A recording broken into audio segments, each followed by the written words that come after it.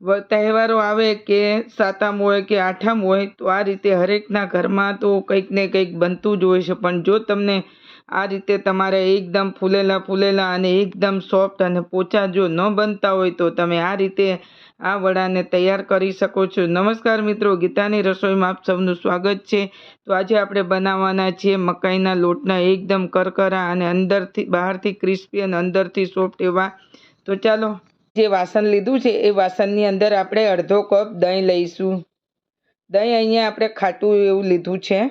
ત્યારબાદ હવે ખાટા મીઠા બનાવવા માટે આપણે 2 ચમચી જેટલો ગોળ લઈ લીધો છે અને ગોળને પહેલાં આ રીતે ઓગાળવા મૂકી દેવો. તો ગોળ અહીંયા લીધો છે. તમારે જેટલા ગળિયા ખાવા એટલા તમે ગળિયા લે. તો 2 ચમચી જેટલો છીણેલો ગોળ લીધો છે. તો ગોળને આપણે સારી રીતે દહીંમાં આપણે મિક્સ કરી દેવાના છે. જ્યારે તમે વડાની તૈયારી કરો ત્યારે ગોળને આ રીતે પહેલાં તમારે એને પલાળવા મૂકી દેવું. તો આ રીતે ગોળને આપણે ઓગાળવા મૂકી દઈશું દહીંની અંદર. ત્યારબાદ આપણે બીજું તૈયારી કરીશું. તો આ રીતે દહીંને આપણે સારી રીતે ગોળને મિક્સ કરી અને મૂકી દેવાનું છે.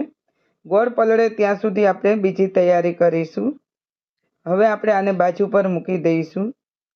ત્યારબાદ હવે આપણે લઈ લઈશું મેન ઇન્ગ્રેડિયન્ટ, એટલે કે એક વાસણ લીધું છે મોટું એવું.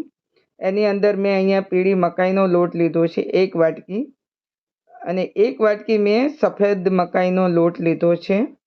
તો 2 વાટકી એટલે કે આપણે પીળી અને સફેદ મકાઈ લીધી છે. અને ત્યારબાદ અહીંયા આપણે એનાથી ઓછો આપણે ઘઉંનો લોટ લીધો છે. જો મકાઈનો હોય એટલે તમારે બાઇન્ડિંગ માટે થોડો ઘઉંનો લોટ તો ઉમેરવો જ પડે. ત્યારબાદ આપણે હવે એમાં મસાલા કરીશું. મસાલામાં અહીંયા મેં 1 ચમચી અજમો લીધો છે. મકાઈના વડામાં અજમો તો એટલો ટેસ્ટ લાગે છે, અને અજમો આપણને ડાયજેસ્ટ માટે એટલે કે પચવા માટે એકદમ હલકો લાગે છે. અને હવે આપણે મેન ફરી લઈશું મસાલામાં.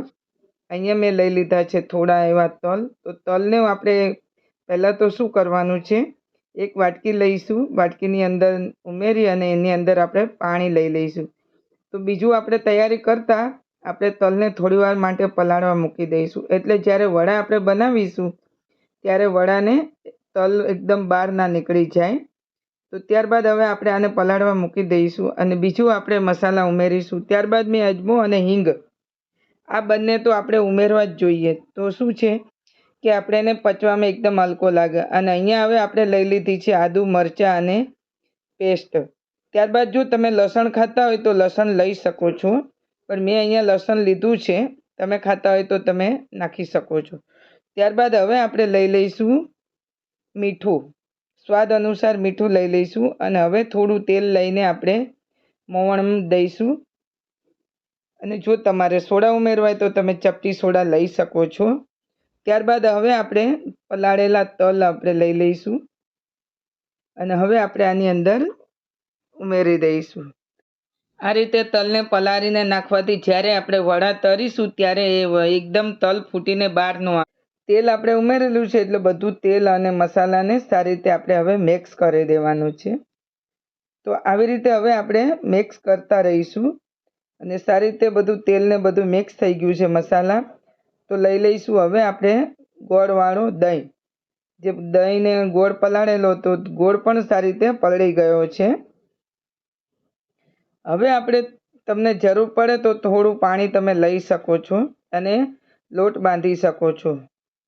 નહીં કઠણ નહીં પોચો એવો, તમે થોડો ઢીલો હશે તો પણ તમારા વડા સરસ એવા તૈયાર થશે. તો હવે આપણે આ બધું મિક્સ કરી અને એનો લોટ બાંધી લીધો છે. તો ફરી પાછું મને થોડું પાણીની જરૂર પડી છે એટલે મેં થોડું 1 કે 2 ચમચી જેટલું પાણી લઉં છું. તો આ રીતે હવે આપણે એને લોટ બાંધી લીધો છે. લોટ બંધાઈ જાય એટલે હવે આપણે તેલને ગરમ કરવા મૂકી દઈશું. તેલ ગરમ કરવા મૂકી અને હવે મેં આ રીતે હાથેથી એને થેપીને બનાવું છું અને બાજુ પર તલ રાખેલા છે એ તલનો થોડો આ રીતે આપણે છંટકાવ કરી દઈશું. આવી રીતે હાથેથી થેપતા આપણે અંદર ઉમેરતા જઈશું. જો તમારે વણવા હોય તો તમે વણી પણ શકો છો. હવે આપણું તેલ ગરમ થઈ ગયું છે. એક પછી એક બધા વડા આપણે એને તળી લેવાના છે. બંને સાઈડ સરસ એવા ગોલ્ડન રંગના થાય ત્યાં સુધી આપણે એને તળી લઈશું. અને પછી એને આપણે બહાર કાઢી લેવાના છે. તો હવે સરસ એવા ગોલ્ડન રંગના થઈ ગયા છે. બંને સાઈડ સરસ એવા શેકાઈને તૈયાર. અને હવે લઈ લઈશું આપણે સર્વિંગ પ્લેટમાં લઈ લઈશું. તો આ રીતે બધા વડા આપણે ગરમા ગરમ મકાઈના લોટના કરકરા વડા તૈયાર છે. તેને તમે લીલી ચટણી કે ટામેટાનો સોસ સાથે ગરમા ગરમ ચા સાથે સર્વ કરી શકો છો અને ખાઈ શકો છો. જો તમને આ રેસિપી ગમી હોય તો વિડીયોને લાઈક કરો, તમારા મિત્રો અને તમારા ફ્રેન્ડ સર્કલમાં તમે શેર કરો. આવી જ સરળ અને સ્વાદિષ્ટ રેસિપી માટે તમે ગીતાની ચેનલને સબસ્ક્રાઈબ કરવાનું ભૂલતા નહીં.